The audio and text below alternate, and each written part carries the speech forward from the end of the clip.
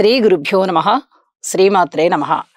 మా భక్తి టీవీని ప్రోత్సహిస్తున్నటువంటి మా ప్రేక్షకులందరికీ ధన్యవాదాలు తెలియజేస్తూ 22 సెప్టెంబర్ నుంచి 28 సెప్టెంబర్ వరకు గల కాలానికి రాశి ఫలితాలు ఏ విధంగా ఉన్నాయో తెలియజెప్పుకుందాము. ముందుగా గ్రహస్థితులు. మేషంలో చంద్రుడు, వృషభంలో గురువు, మిథునంలో కుజుడు, సింహంలో బుధుడు, కన్యలో రవి కేతువులు, అలాగే తులారాశిలో శుక్రుడు, కుంభరాశిలో శనిగారు, ఇక రాహు వచ్చేసి మీనరాశిలో. వారాంతానికి వెళ్ళేటప్పటికి చంద్రుని యొక్క స్థితి మేషరాశి నుంచి కర్కాటక రాశికి వెళ్ళి ఉన్నది. బుధుని యొక్క స్థితి సింహరాశి నుంచి కన్యా రాశికి వచ్చి ఉన్నది. ఈ రెండు మార్పులు జరుగుతూ ఉండగా ఇక గ్రహ సమ్మేళనాల యొక్క విశిష్టత ఏమిటి, ఈ వారం విశేషాంశాలు ఏమిటి అని చూస్తే ఇక్కడ రవి కేతువుల యొక్క కలయిక జరుగుతూ ఉంది. మంచి అడ్మినిస్ట్రేషన్ కెపాసిటీ, చాలా నిజాయితీతో కూడినటువంటి అడ్మినిస్ట్రేషన్ కెపాసిటీ పెరుగుతుంది. అలాగే వారాంతంలోకి వచ్చేటప్పటికి బుధుడు కూడా వచ్చి చేరారు. బుధుడు కన్యా రాశిలో ఉచ్చ పొందుతారు. అలాగే రవి గారితో కలిసినందువల్ల, ఇక్కడ కేతువుతో కలిసినందువల్ల రెండు యోగాలు ఏర్పడుతూ ఉన్నాయి. ఒకటి భద్రమహాపురుష యోగం అవగా, రెండవది బుధాదిత్య యోగం. రెండు యోగాలు కూడా చాలా అద్భుతమైన యోగాలుగా తెలియచెప్పచ్చు. అయితే రాహువు యొక్క దృష్టి పడుతూ ఉన్న కారణం చేత ఈ ఫలితాలు కించిత్ తగ్గడానికి అవకాశం ఉంటుంది. అయితే అద్భుతమైన ఫలితాలు అద్భుతమైనటువంటి విధంగానే వారు ఈ మానవాళికి అందిస్తూ ఉంటారు. కాస్త తగ్గినా కూడా అది ఏమీ చెప్పుకోదగ్గంత ఏమీ కాదు. కాబట్టి మనము ఈ ఫలితాలని చక్కగా పరిగణనలోనికి తీసుకోవచ్చు.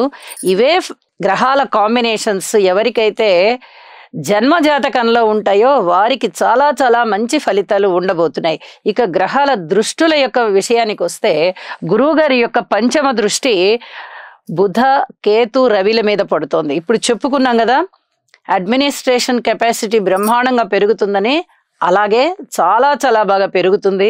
అలాగే లాంగ్వేజెస్ మీద మంచి పట్టు ఏర్పడుతుంది. భాషా జ్ఞానం వృద్ధి చెందుతుంది. బుక్స్ రాసేవాళ్ళు కానీ, కవులు కానీ, గాయకులు కానీ, ఉపన్యాసకులు కానీ ఇత్యాది వారందరికీ కూడా చాలా మంచి కాలంగా తెలియచెప్పచ్చు. అలాగే శని గారి యొక్క తృతీయ దృష్టి చంద్రుడి మీదకి వెళ్తోంది. కొంచెం మానసిక ఒత్తిడి ఉండడానికి అవకాశం ఉంది. ఏదో ఒక టెన్షన్ వీళ్ళని వెన్నాడుతూ ఉంటుంది. అలాగే శనిగారి యొక్క సప్తమ దృష్టి బుధుని మీద ఉంది. కొద్దిగా ఈ చర్మానికి సంబంధించినటువంటి ఎలర్జీస్ కానీ, ఇబ్బందులు, ఏదో ఒక దురద లాంటివి, అలాంటి చిన్న చిన్న ఎలర్జీస్ కానీ, ఆ చర్మానికి సంబంధించిన అనారోగ్యాలు కానీ ఉండడానికి అవకాశం ఉంది. ఎవరికైతే జన్మజాతకంలో కూడా ఈ గ్రహస్థితులు ఉంటాయో వారికి ఉంటాయి తప్ప ప్రతి వారికి ఉంటాయని చెప్పడానికి రాదు. అలాగే శనిగారి యొక్క దశమ దృష్టి పంచమ రాశి మీద పడుతూ ఉంది.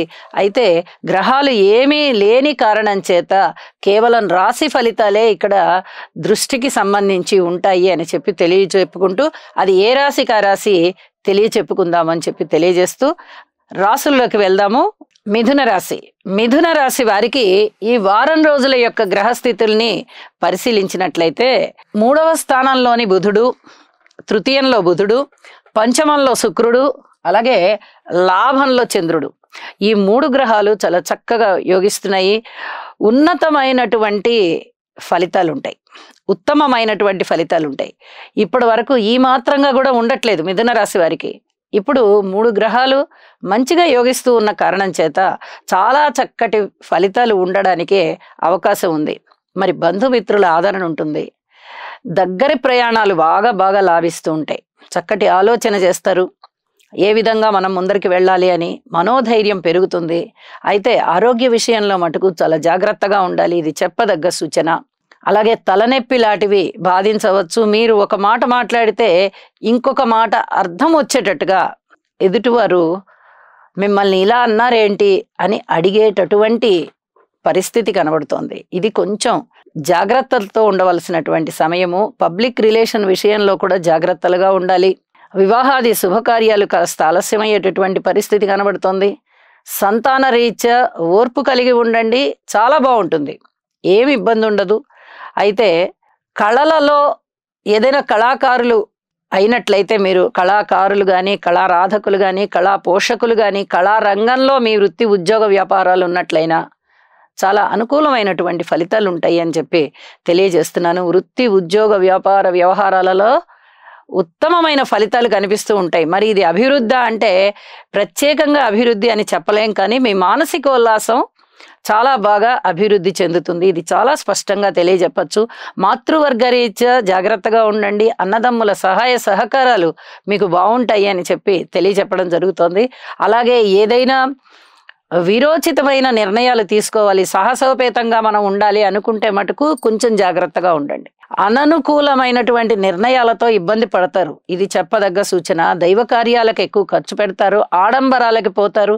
ఇది కూడా కొంత మిమ్మల్ని ఇబ్బంది పెట్టేటటువంటి సమస్యగా ఉంటుంది. అలాగే వివాహాది శుభకార్యాలు కాస్త ఆలస్యం అయ్యేటటువంటి పరిస్థితి కనిపిస్తుంది. ప్రయాణాల విషయంలో మీకు అనుకూలత ఉంది. అంటే అవి దగ్గర ప్రయాణాలే కాదు, దూర ప్రయాణాల విషయంలో కూడా చాలా అనుకూలత కనిపిస్తోంది. ఉన్నట్టుగా ఉండి లాభం రావడమో, లేకపోతే ఉన్నట్టుగా ఉండి ఏదో ఒక విధంగా మీ మానసిక ఉల్లాసం పెరగడమో, ఏదో ఒకటి జరిగేటటువంటి పరిస్థితి కనిపిస్తోంది. పిత్రార్జితాలు రావడం కొంచెం ఆలస్యం అయ్యే పరిస్థితి కనిపిస్తోంది. తండ్రి గారికి కాయ కష్టం, శరీర కష్టం ఎక్కువగా పెరిగేటటువంటి పరిస్థితి కనిపిస్తోంది. కార్మికులు, కర్షకులు, నేత పనివారు, చేతి పనివారు ఇత్యాది వారందరికీ కూడా కాస్త కష్టం పెరిగే దిశగా ఉన్నది. ఉద్యోగ విషయంలో పూర్తి ఓర్పు కలిగి ఉండండి. ఉద్యోగ జీవితంలో చాలా బాగుంది అని చెప్పడానికి రావడం లేదు. అయితే లాభాల విషయంలో మటుకు మీకు కొంచెం ధన ఆదాయం చాలా బాగుంది అని చెప్పి తెలియజెప్పడం జరుగుతోంది. ఈ ధనాదాయం పెరగడం వల్ల మీరు కోరుకున్నటువంటి కుటుంబ జీవితంలో కొంత సంతృప్తికరమైనటువంటి ఆ ప్రోగ్రెస్ కనిపించినందువల్ల మీరు చాలా ఆనందంగా ఉంటారు. ఈ విషయాలలో మటుకు మీకు చక్కటి మానసికమైనటువంటి శాంతి లభిస్తుంది అని చెప్పి తెలియజేస్తున్నాను. పెట్టుబడులు ఎందులోనూ పెట్టద్దు, ఇది చాలా చాలా చెప్పదగ్గ సూచన. దశమ స్థానంలో రాహు గారి యొక్క స్థితి చతుర్థం మీద పడుతోంది. చతుర్థంలో రవి కేతువులు ఉన్నారు. మీరు చేస్తున్న ఉద్యోగ వృత్తి వ్యాపారాల నిర్వహణ ఏదైతే ఉందో వాటిట్లలో మీరు బాగుంటారు తప్ప కొత్తగా పెట్టుబడులు పెట్టారంటే మానసికమైన అశాంతి ఏర్పడుతుంది అని చెప్పి తెలియజేస్తూ ఉన్నాను. వారాంతంలోకి వచ్చేటప్పటికి చతుర్థంలో బుధుని యొక్క పరిస్థితి బాగుంది. మీ స్థిర చరాస్తుల వృద్ధి జరుగుతుంది. ఇది ఎప్పటి నుంచో మీరు అనుకుంటున్నది ఇప్పుడు ఆ కోరిక నెరవేరుతుంది. ఏదైనా కొనడానికి సాహసిస్తారు.